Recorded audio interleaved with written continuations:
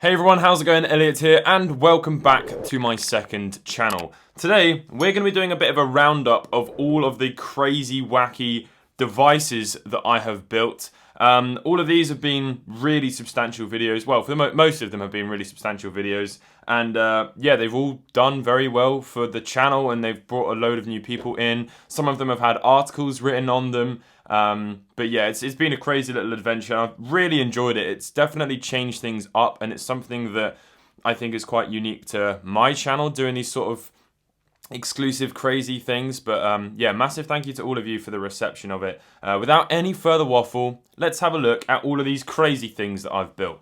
So it all starts off here with this Game Boy Advance SP. I called the video giving the Game Boy Advance SP a headphone jack 17 years later, or something like that, and that is pretty much what started off my dumb names. And you can hear that I've now got the audio coming out of a speaker, and if I plug it up, like unplug it, there you go. So it even cancels the the speaker out and everything, and it allowed you to just play your Game Boy Advance SP natively without having to carry dongles with you or exclusive Game Boy Advance SP headphones.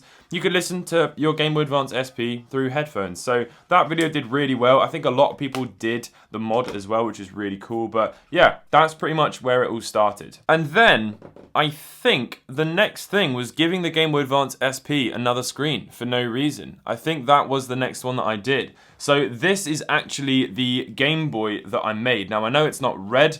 I showed this off in a follow-up video, but this is actually it, fully completed in a a closable shell. So you can see all of my soldering there, that all the wires I had to solder, and this thing is fully functional and will display two Game Boy games on one device at the same time. It just mirrors the image, but yeah, you can see there.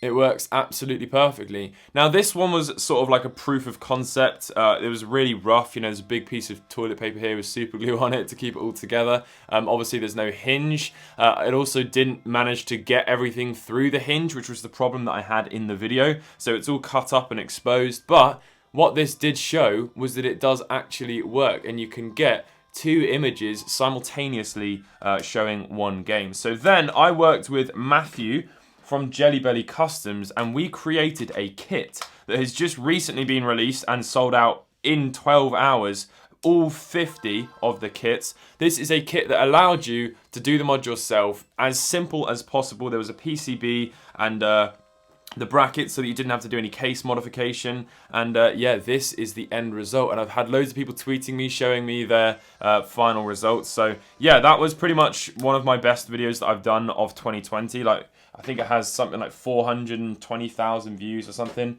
So that, I think, makes it my second most viewed video of 2020. So again, ginormous thank you to you. And then I kind of did a little bit of a play on words, and I called the next video giving the Nintendo DS one screen for no reason. Now obviously that was kind of just to go on the hype train of the whole two screens for no reason thing, but this is a Game Boy macro build, and it's a really nice little thing. It's now got the Easy Flash Omega in there, I think, which allows you to basically just have all of your games on one SD card, and it's also one that is nice and small, so it just doesn't stick out. So it's a really nice little portable device. I never did drill the holes for the sound. Maybe we should do that.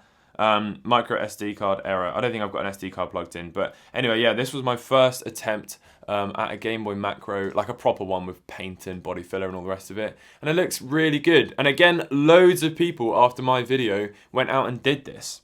So it's really cool to see that. What was next? I think it was this, making the Game Boy longer for no reason. The DMG longer for no reason. Now this thing was a ginormous process, literally ginormous because it's really big, but also the amount of work that went into this. And I'm fairly certain, the amount of body filling and sanding that I did, although I did use a mask for the most part, I can't imagine that was good on my lungs. Now unfortunately this thing's not in the best condition anymore. You can see there's a big sort of mark in the middle. There's also some marks around the edges and on the back. I've been putting it into various accessories as jokes throughout the course of some of my videos. I think it's also got a bit of a hairline crack going on it as well, but there we go. You can see there, this thing works still perfectly. The sound and everything like that. We can try the buttons out because I haven't played this in a long time.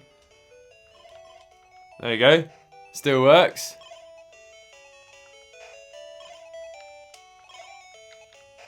So yeah, I mean, this one was an amazing success as well. Loads of people really enjoyed it. I also did a video where I reacted, like the public reacted to it, which was quite funny. So yeah, that is the Longboy DMG. And look at it, I mean, it is beautiful. Now after that, I think we did the making the Game Boy left-handed for no reason. Now this video didn't actually do very well. However, it did have articles written about it because obviously, you know, it was such a dumb thing because the Game Boy was playable. It was ambidextrous, I think is the word.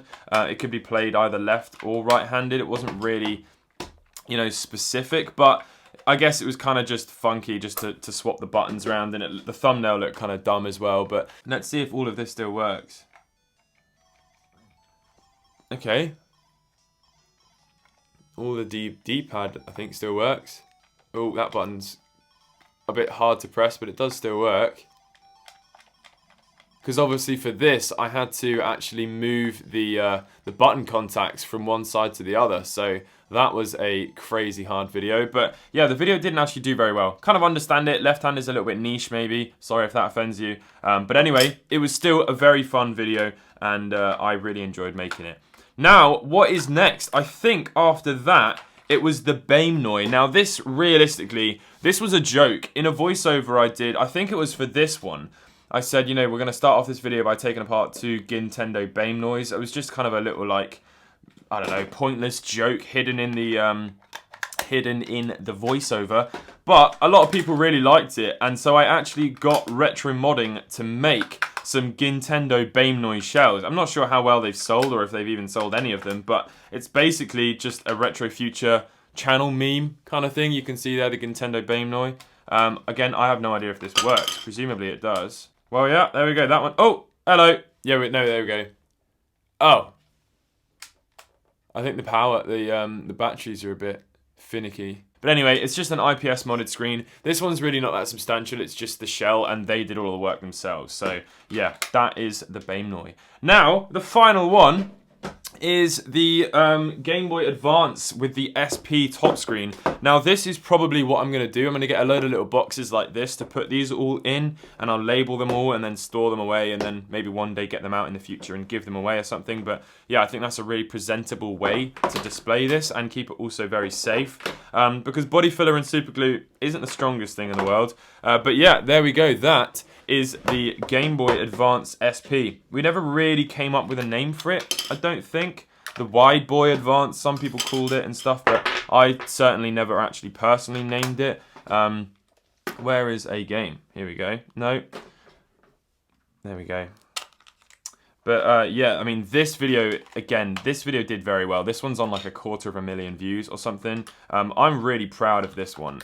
You know, there is still some little flaws in the body filler, which is kind of understandable considering I'm not an expert, but it does look fairly legitimate. And we've got that IPS screen in the top there. This is a fully functional one. I mean, these are all fully functional, but this one is probably the cleanest out of them all. Look at that. I mean, and it fully works. You know, there's absolutely no reason for it to not work. Yeah, really, really proud of this one. But yeah, that's pretty much going to wrap up this video. That is a roundup of all of the crazy handhelds that I have built. Which one was your favourite? Please let me know in the comment section below. Have you got any ideas for any more? I haven't thought about doing any more because they are quite literally 4 or 5 day projects, like solid 4 or 5 days of work. So if you can think of any more, let me know, and if it gets enough interest, I shall do it. Thank you very much for watching, and I'll catch you all in the next video. Goodbye.